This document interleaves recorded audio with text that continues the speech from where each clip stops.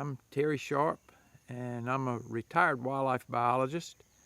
Now I help landowners with land management, doing some forestry work and still some wildlife work in the south central Piedmont and Sandhills of North Carolina. And I've been on Sandhills game land off and on for the last 40 years, and that's where I was first introduced to prescribed burning. Working in Longleaf Pine ecosystem, with my emphasis through my career has been on the ground cover species, the bobwhite quail and the birds and critters that live not in the tree canopy so much, but on the ground, and looking for ways to make room for them to live in the pine forest. I guess if you had to sum it up in one sentence, it would be thin and burn. So you're looking for ways to get light to the ground and disturbance to the ground so that you've got a healthy stand of grasses and wildflowers there that provide cover and food for a whole suite of animals. Recently, we've started working with private landowners more. A lot of the public agencies are doing a good job of managing their forests now, but these are isolated blocks, and so we're trying to work with landowners to connect up these blocks of habitat. So when you're working with private landowners, they can have a number of different objectives, but usually there's an income objective, which might involve harvesting timber or might involve raking pine straw. But most of these landowners are interested in more than just making money from their land. They live there, so they want a nice place to live, and they may be hunters or enjoy watching wildlife. They want a pretty place to live as well as a place to make money or supplement their income. When you first go to visit a landowner and look at their property, a lot of the people that we're working with have properties that have not been burned in a long time. So we have to kind of think about burning in some different ways. So you're of duff on the ground, and you may have to burn several times in the wintertime under damp conditions in order to eat down through these layers of leaves and pine straw that is collected over a long period of time before you can really go in and start doing more maintenance type burns, which you do when the ground cover has been established. So if we start with a landowner that has not burned, but he has a longleaf pine forest that he would like to burn, the first thing we do, we go out there and we look to see what kind of fuel levels are there, what kind of fire lines are in place. We look to see what's going on around him. Is there a road or a church, or to determine what conditions he needs, what wind directions he needs in order to burn. Once you've made that decision you're going to burn, and the time of year is right, which usually these first burns would be winter burns, start putting in some fire lines. And a fire line is just a strip of land. It can be a road, sometimes it can be a creek, and oftentimes it's just an area that you've raked the fuel away from. If you've got grasses there, you may need to cut some grasses. And once you establish your fire lines, you want to think about getting them put in such a way that they can be there in the future, because it's not a one-time thing. Landowners do it a lot of different ways. Some people use a leaf blower and a weed eater. Some people have farm equipment. They use a tractor and a disc, or a landscape rake. So lots of different ways that fire lines can be put in and can be maintained, and it just depends on your particular resources. One of the things that the Prescribed Burn Association is doing is providing some assistance to landowners by having experienced burners go out and visit their property before they get ready to burn, to kind of help them through. Look for potential problems like a dead snag close to a fire line that we can take care of before we burn. Try to assess how much help we're going to need. Look at what resources they have. Try to help them gather those resources and use them effectively. and to pick the right times to do the burning.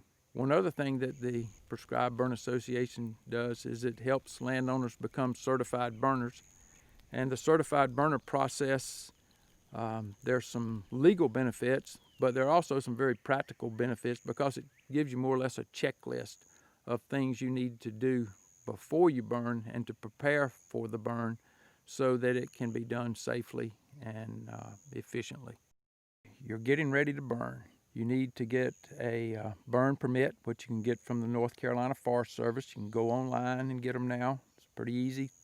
The morning of the burn or the day of the burn, you go out, you check your fire lines. You want to call the 911 number for your area to let them know that you're planning to do a prescribed burn. You'll also call them when you finish up your prescribed burn. You get your resources together. One last call to the neighbors. Get your burn crew together. Most burns are conducted using the same principles. No matter whether you're burning an acre or 100 acres, you always start on the downwind side. You light a test fire first and make sure it behaves as you expect. You light a backing fire and you allow that to increase your safety zone on the downwind side of the fire. Once you've got your backing fire in place and you've got a safe distance to any flammable materials on the downwind side, oftentimes you can start using some other techniques, some spot fires, which burn a little faster than backing fires but are not too hot. Or if it's real damp conditions, you might use some strip head fires that will burn a little hotter than the spots and move faster, but oftentimes if it's dry conditions, they build up more heat than you want and can scorch trees.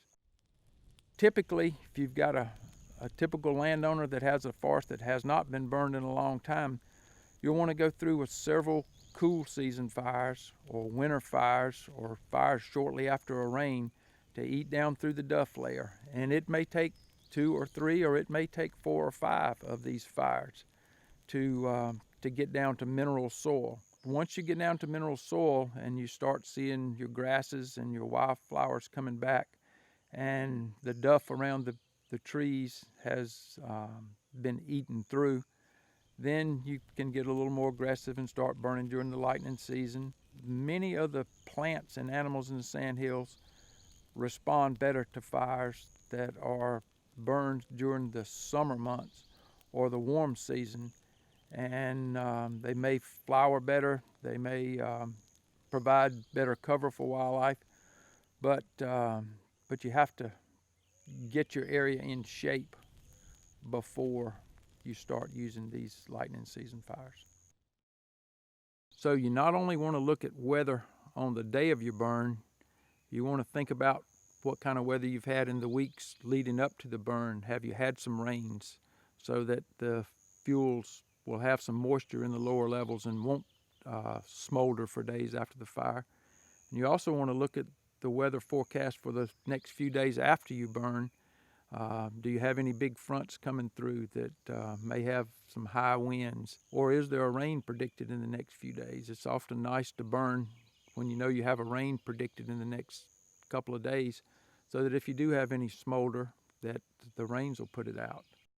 Once you start burning, you may want to burn annually for a few years as you eat down through the duff, or you may want to skip 1 or 2 years instead of waiting 3 or 4 years for duff to build back up. Oftentimes you can set up for summer burns by doing a winter burn and then allowing 1 growing season's worth of fuel to collect out there before you start in with summer burns. One of the big potential benefits of this Prescribed Burn Association is that a landowner doesn't have to go out and make a lot of decisions on their own. They can have some help from people who have had experience in burning to kind of lead them through and help them make decisions about burning for the first few burns in particular until they get some personal experience and learn about their particular property and what's going to work best there. From a wildlife perspective, you need to be thinking about what's on the ground, not so much, we're often look at the trees and see the forest, but we don't look closely enough to see what's going on the ground. And the things that wildlife needs is cover and a variety of different plants on the ground. So you're looking for grasses is kind of your indicator species, and grasses are so important to this whole process because they're an important fuel component, and they're important from a wildlife standpoint because they provide cover for most of the species that we're interested in. So the more different kinds of plants that you have out there means more different kinds of seed. It means more different niches and hiding places for wildlife. It means more different kinds of insects. That's kind of the bottom of the food chain for a lot of species. Plant diversity is really important. So the Prescribed Burn Association is going to help you get started with burning. It's going to also connect you with a lot of other people that are doing the same kind of things that you are. Will allow you to network with them, and what we're finding is that people learn about a lot of other things besides burning, forest management, and seeing how their neighbors are managing their forests, and we all learn from each other. So there may be some cases that a project is just too complex for a landowner to take on their own, and there are some other resources out there. The North Carolina Forest Service does some burning on a contract basis, and there are also a number of prescribed burners that do contract burning. And if you have a big tract that's just more than you want to handle, in particular on the first few burns, if you can call in some of these other resources, it may be worth doing.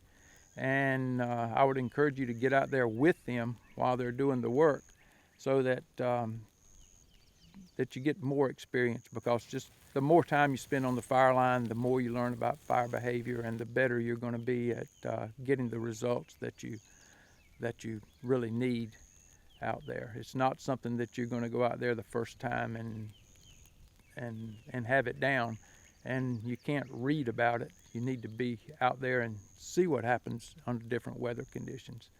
So getting out on a lot of burns is going to be really beneficial, and just a lot of fun.